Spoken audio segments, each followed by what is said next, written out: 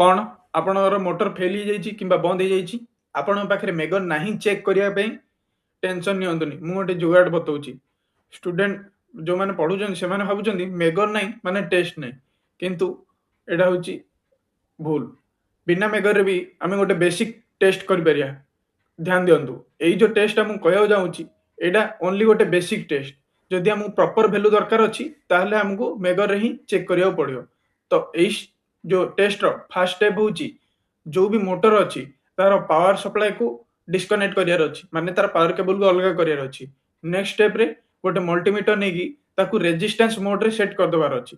Set कर देला परे आपण नेक्स्ट स्टेप हबो कि तार जो दीटा प्रोब अच्छी गोटे ब्लैक कलर प्रोब को मोटर रो बॉडी रे लगेबे नेक्स्ट प्रोब को मोटर रो आर वाई बी टर्मिनाल भीतर कोटारे गोटे लगेबे तापरे जदि सेइटे वैल्यू ओएल किंबा इन्फिनिटी आसुची ताहले आपणर मोटर ठीक अच्छी। जदि मोटर आपणर लो रेजिस्टेंस किंबा बीप साउंड आसुची ताहले मोटर प्रॉब्लम अच्छी पुणी आपण को मेगर नेगिरी क्रॉस वेरीफाई करिवार अच्छी। जो माने डिप्लोमा इंजीनियरिंग आईटीआई करचंदी वीडियो को सेव करंतु आउ जो माने जॉब खोजुचंदी ताहले एटा को प्रैक्टिकली इंप्लीमेंट करंतु। आपण जदि चाहुचंदी अधिक स्किल शिखियाउ ताहले हमार चैनल को सब्सक्राइब करंतु।